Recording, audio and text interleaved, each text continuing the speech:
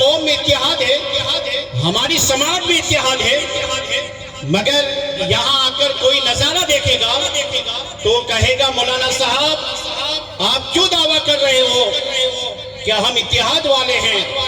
یہاں تو اتحاد نہیں دکھ رہا، یہاں تو لوگ بکھرے بکھرے بیٹھے ہوئے ہیں۔ اس لیے میری آپ لوگوں سے معتبرانہ گزارش ہے، جو لوگ ادھر ادھر کھڑے ہوئے ہیں اور جو وہاں کنارے پر بیٹھے ہوئے ہیں اور ادھر بیٹھے ہوئے ہیں، ان سے معتبرانہ گزارش کروں گا کہ آپ مجمع میں تشریف لے آئے۔ دیکھیے روایتوں میں آتا ہے عند ذکر الصالحین تنزل الرحمہ، جہاں اللہ والوں کا ذکر ہوتا ہے وہاں رحمت الہی کا نزول ہوتا ہے۔ اور بالخصوص والنٹیئر حضرات سے بھی کہوں گا کہ آپ لوگ جائیے، زحمت گوارا کریں، وہ ہمارے بھائی جو ہم سے روٹ کر بیٹھے ہوئے ہیں، ہم سے دور بیٹھے ہوئے ہیں، انہیں ہم ہمارے قریب لائیے۔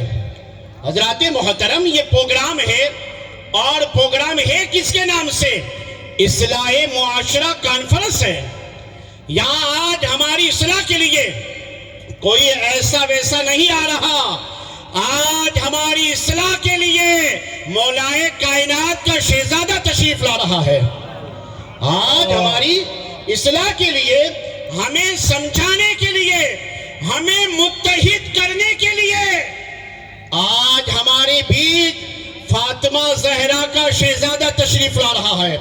اور وہ شہزادے کی آمد کا ماحول یہ ہے، 1400 سال کے بعد مولائے کائنات کے لخت جگر کے آنے سے پہلے ہمارے یہاں لوگوں کے حالات ایسے ہیں، تو پھر 1400 سال پہلے ہو بہو مولائے کائنات کا عالم کیا ہوگا؟ بے شک سبحان اللہ محترم، حسنین کریمین کا عالم کیا ہوگا؟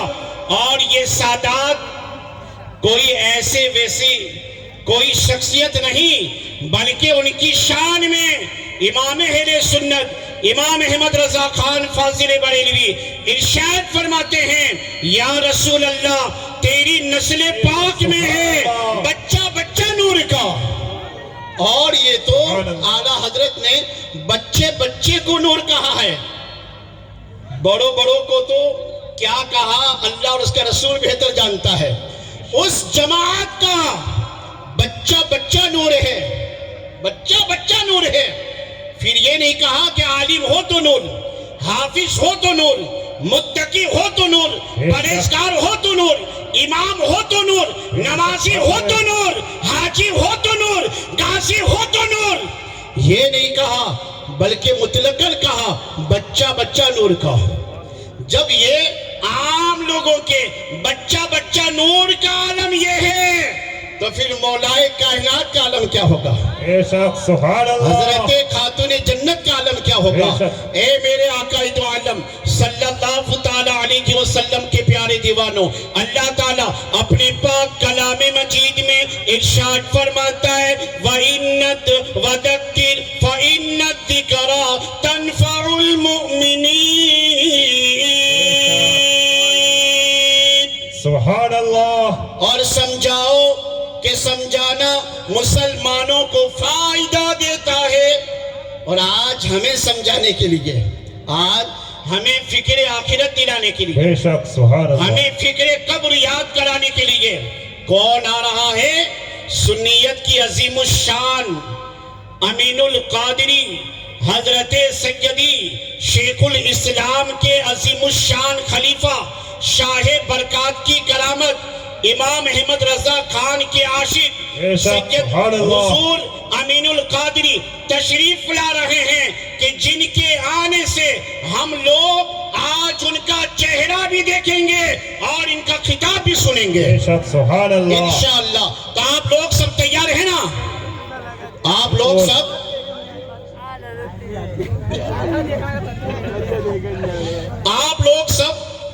ماحول ایسا ہے کہ ہماری صفوں میں آج اتحاد ضروری ہے، اتحاد ضروری ہے، اور نہ سدھرو گے نہ سورو گے تو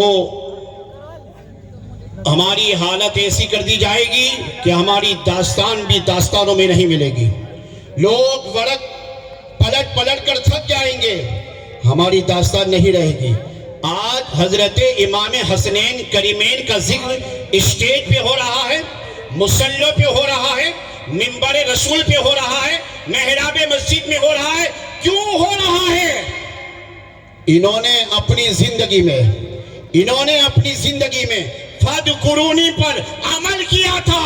آج اللہ عز و جل نے اپنے وعدے کے مطابق اذکرکم کا مصداق سنا کر آج ہر اسٹیج سے ان کے نام کے نعرے لگائے جاتے ہیں. سبحان اللہ حضرات محترم, تو میرا مولا اپنے پاک کلام مجید میں ارشاد فرماتا ہے فَاذْكُرُونِی اذْکُرکم, تم میرا ذکر کرو میں تمہارا چرچا کروں گا. بے شک. آئیے حضرت, یہ ہمارے قاری حنیف صاحب کڑی کلور کی سرزمین سے تشریف لائے. آئیے ہم آپ کا خیر مقدم کرتے ہیں. حضرات محترم, مجھے بار بار اشارے ہو رہے ہیں, آپ جو بیٹھے ہوئے ہیں میں آؤں آپ کے پاس آپ کو بلانے کے لیے, میں آ جاؤں وہاں پر, آپ لوگ کھڑے ہو کے متحد ہو جائیے, پروگرام میں آ جائیے. جہاں ذکر ہوتا ہے وہاں رحمت الہی کا نزول ہوتا ہے, اور جہاں ذکر حبیب ہوتا ہے خود خدا بھی قریب ہوتا ہے. جہاں ذکر حبیب ہوتا ہے خود خدا بھی قریب ہوتا ہے. ان کی محفل میں بیٹھنے والا بڑا خوش نصیب ہوتا ہے. ان کی محفل میں بیٹھنے والا بڑا خوش نصیب ہوتا ہے. کسی نے کیا ہی خوب کہا ہے, ذکر مصطفیٰ کیجئے با ادب کرینے سے, ذکر مصطفیٰ کیجئے با ادب کرینے سے, خود بخود چلے آئیں گے میرے مصطفیٰ مدینے سے. سبحان اللہ. خود بخود چلے آئیں گے میرے مصطفیٰ مدینے سے. حضرات محترم, ہمیں چاہیے ہم ذکر تو ایسا کریں جو ذکر کرنے کا طریقہ ہے, ذکر کرنے کا طریقہ ہے. اور کیسا ذکر کر رہے تھے, اللہ اکبر. حضرات محترم, جنہیں جیتے جی جنت میں دنیا میں جنتی ہونے کا سرٹیفکیٹ مل چکا تھا, ان کے ذکر کا عالم یہ تھا, ان کے ذکر کا عالم یہ تھا کہ صبح کا سویرا نمودار ہو جاتا, ان کا ابھی پہلا سجدہ ختم نہیں ہوتا. اللہ اکبر. حضرات محترم, میرا مولا اپنے پاک کلام مجید میں ارشاد فرماتا ہے وَالَّذِينَ يَبِيتُونَ لِرَبِّهِمْ سُجَّدًا وَقِيَامًا, اور لوگ جو راتوں رات گزار دیتے ہیں اپنے رب کے لیے, کبھی سجدہ کرتے ہیں تو کبھی قیام فرماتے ہیں. اور بالخصوص حضرت سیدہ کائنات حضرت فاطمہ الزہرا رضی اللہ تعالی عنہ کی شان بیان کی جاتی ہے کہ آپ ہر رات میں آپ کا معمول تھا حسنین کریمین کی ساری ضرورتوں کو مکمل فرما کر آپ مصلی اٹھا کر رب کی بارگاہ میں عبادت کے لیے کھڑی ہو جاتی.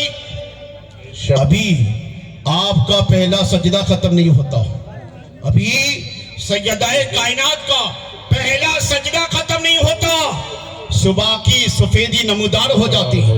اللہ اکبر. حضرت سیدہ کائنات فاطمہ الزہرا رضی اللہ تعالی عنہ رب کی بارگاہ میں گریہ وزاری کرتی ہوئی سجدہ ریز ہو جاتی اور عرض کرتی اے میرے مولا فاطمہ کی ایک دل کھول کر تمنا پوری کر دے. فاطمہ یہ چاہتی ہے کہ اے میرے مولا ایک رات ایسی لمبی بنا دے کہ فاطمہ تیری بارگاہ میں دل کھول کر سجدہ کر دے.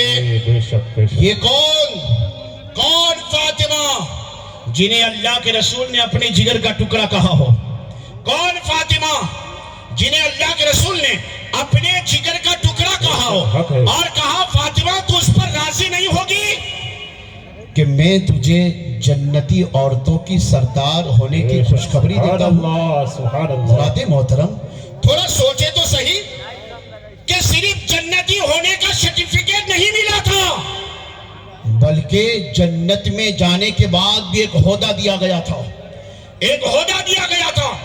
نمازی ہونا دور کی بات ہے, مسجد میں جانا عام بات ہے, اور مسجد میں پھر مصلی پہ کھڑا رہنا, منبر پہ کھڑا رہنا, لوگوں کو واعظ و نصیحت کرنا.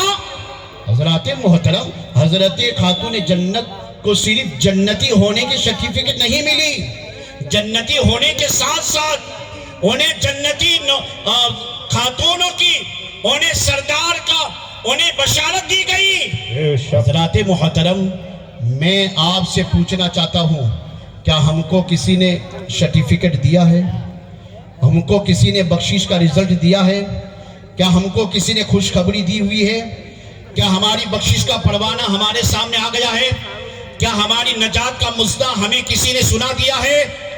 اے میرے آقا کے پیارے دیوانوں، میں ان کی بات کر رہا ہوں جن کی خود کی جنت تھی، جن کی خود کی جنت تھی، میں ان کی بات کر رہا ہوں۔ ان کی فکر دیکھو، انہیں جنتی ہونے کا سرٹیفکیٹ مل چکا ہے، پھر بھی وہ رب کی بارگاہ میں لمبے لمبے رکوع کرتی ہے، لمبے لمبے سجود کرتی ہے۔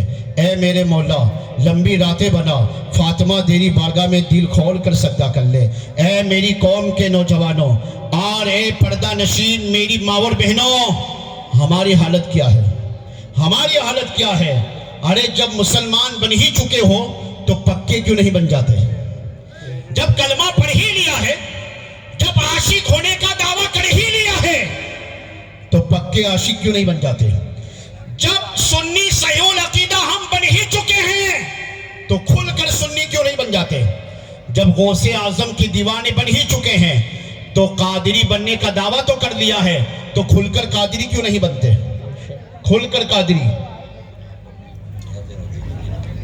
جی، جو ادھر ادھر کھڑے ہوئے ہیں ان سے مؤدبانہ گزارش کروں گا کہ بیٹھ جائیے، بیٹھ جائیے، بیٹھنے میں بھلائی ہے، بیٹھ جائیے۔ آپ لوگ کھڑے ہو کر کیا ہوگا؟ کچھ بھی نہیں ہوگا۔ حضرات محترم بیٹھیے۔ ویسے جہاں کھڑا ہونا ہوتا ہے وہاں کھڑے نہیں ہوتے، اور جہاں بیٹھنا ہوتا ہے وہاں بیٹھتے نہیں ہیں۔ الٹی چال چلتے ہیں دیوانگان عشق، الٹی چال چلتے ہیں دیوانگان عشق، آنکھوں کو بند کرتے ہیں دیدار کے لیے۔ کیا بات ہے یار! مسجد میں امام صاحب تھوڑی قرات لمبی کر دے، ہاں امام صاحب تم نے تو تھکوا دیا ہے، نہیں یہاں میں بار بار تمہارے کو کہتا ہوں کہ بیٹھ جاؤ، بیٹھ جاؤ، پھر بیٹھنے کو تیار نہیں ہے۔